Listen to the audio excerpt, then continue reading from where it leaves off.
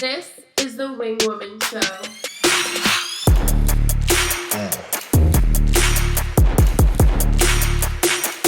Are you ready? You're listening to the Wing Woman Show, and this is your host, Morgan Barse. I'm taking over the podcast today in my first solo episode to give you some tips around planning your big dream or big goal. If you know anything about me, you should probably know that I am a huge fan of everything planning, all the way from the cute planners and stationery to sitting down with a good overpriced latte at a coffee shop and visualizing what that big, bold life looks like for you. I have always been a huge fan of planning, and it really started when I was probably a sophomore or junior in high school, because that was the first time that I really had to visualize what I saw for my life, whether that was moving away for college or where I wanted to live, what I saw my post-grad life looking like. I had to think of all of these things. And luckily, I was a first-generation college student. So I didn't have any older siblings or even family members who led journeys that I felt really aligned with where I saw myself. So I had this blank slate in front of me that I just had to paint this beautiful picture of what I wanted. And let me tell you, when it came to visualizing what I wanted, I had some huge goals for myself, which can become very overwhelming as a 17-year-old girl who's never lived outside of her parents' house. That's extremely overwhelming.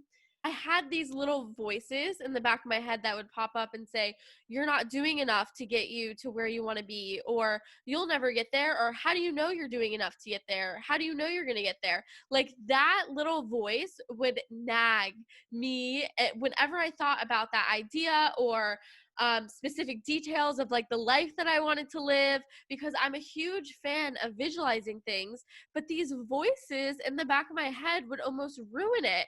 And I know for so many of you who have big dreams, whether it's to write a book, to start a company, or just to live a happy life, those voices tend to creep in at times. The way that I just demolished those questions was through planning.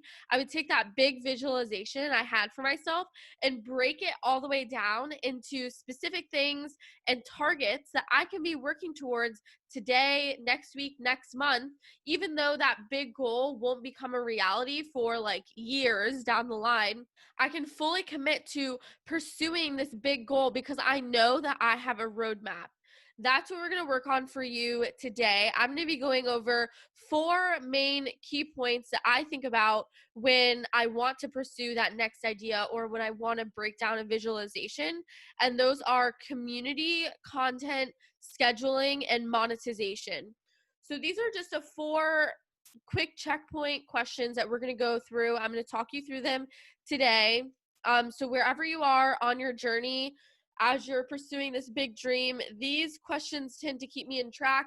They demolish that questioning voice, which I think we all need. We all need to get rid of that voice. So let's just dive right into the first tip, and that is community. Now, I really discovered the importance of this first tip when I started my first organization, Gals with Goals. So Gals with Goals was all about, you guessed it, goals and planning. I told you guys I'm a huge fan of that, but this was specifically to support college female professionals. So that's how I got my start.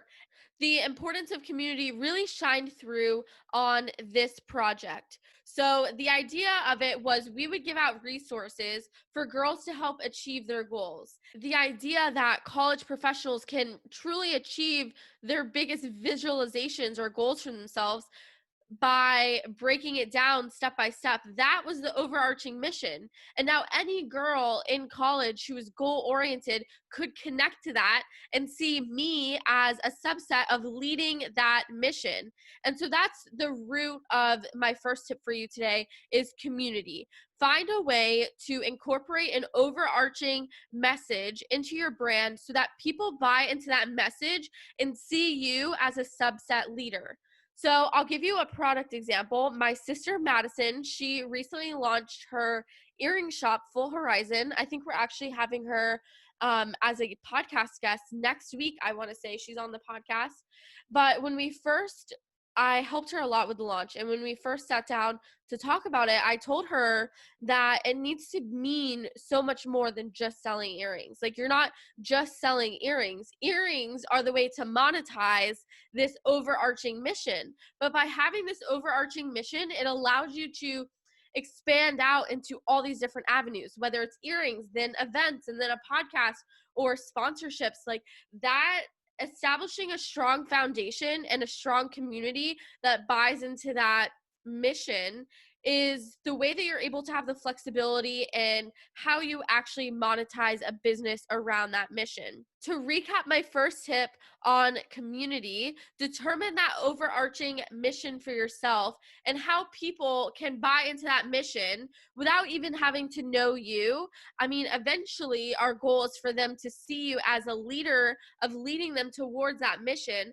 But what is that overarching mission for your brand? And then step 2, where will that community live? So that can be on an email list, a Facebook group, but there needs to be some way where you can directly contact members of your community when you need to. So that is my first tip. That honestly is probably my most important tip, and the thing that I have seen from working with countless clients that makes the biggest difference. So do not take that one lightly. And then my second tip is content. So figuring out how you want to show up online. I mean, the world is just always online now, and picking the platforms that complement where you feel the most comfortable. So if talking to a microphone by yourself on a Zoom call would make you feel very uncomfortable, then maybe consider doing long form written content on a blog, or doing just videos or interviews with someone else. Figure out where you are most comfortable, and those are the platforms you should choose, because when you are able to show up in your most comfortable state, that is when you can serve your community the best. So I know you would love for me to tell you which platforms to show up on, what kind of content to produce, but I cannot tell you that, because the thing that makes the biggest difference is that we have to see your personality and your skill set shine. And if you're nervous about talking on video, you're not going to be able to show up as an expert in your industry because you're worried about how you're talking or stumbling over your words. Now, LinkedIn and TikTok have the best reach as of now, but if those aren't aligned with you, then choose a platform that is more aligned with you. Actually didn't have this tip in here, but I'm just going to add it because it kind of goes hand in hand with content. But the next thing I would say is collaboration. So I'll give you another example of this. For Bonnie, we are working on her author brand as she is gearing up to launch her next book. And her next book is kind of like a remix on a story tale. So it's like a modern story tale. I'm so excited to read it when they finish it. But she came to us wanting to really build a solid audience and community so that when it comes time to launch this book, she has people who are already tied into that mission. So let's go back to our first step, the community aspect. Her overarching mission and vision is finding your fairy tale. So we interview guests ranging across all different industries on how they're finding their fairy tale, maybe how that fairy tale has changed, or how they achieved their fairy tale and now they're on to something different. So we are establishing a community of people who are wanting to find their fairy tale. And I mean, everyone can relate to that since the time we grew up watching Disney movies about fairy tales. So it's something that people can easily attach to and see Bonnie as the leader of that mission. Now, where the collaboration aspect comes in is that we're able to expand that community and grow that mission so much faster because we are collaborating with industry leaders twice a week on her Instagram live series. So that is a great way to grow your audience, grow your community through content. So, but with content, when I say the word content, I don't want you to feel overwhelmed, which brings me to my next tip is scheduling. As a just like a goal-oriented, idea-driven kind of gal, I can tend to get really caught up in all these great ideas like, oh yeah, let's just do an Instagram live series. Let's throw a podcast on top of it. Let's do a YouTube series and throw on all these different ideas because I know deep in my heart, I just want to share that overarching vision of whatever brand project I'm working on. But this is where the reality kind of comes into play. Based on your schedule, how much time are you able to allocate to expanding out this community vision? How much time? If you only have an hour of time, then we need to adjust your content and your collaboration commitments so that you can still show up for your community in a way that is not overwhelming to you. So a couple of tips when it comes to scheduling. I am a huge fan of using Asana, which is project management, to help me keep all my ducks in a row. I know exactly what needs to go out every single day. I also use social media scheduling platforms. Anything that I can automate, I try to automate.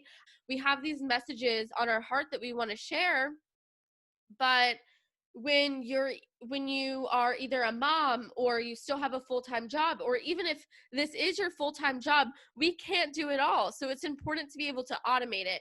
So for now, my biggest tip of advice would be to time block a couple of hours out of your calendar each week that you are dedicated to building this community and prioritize the tasks.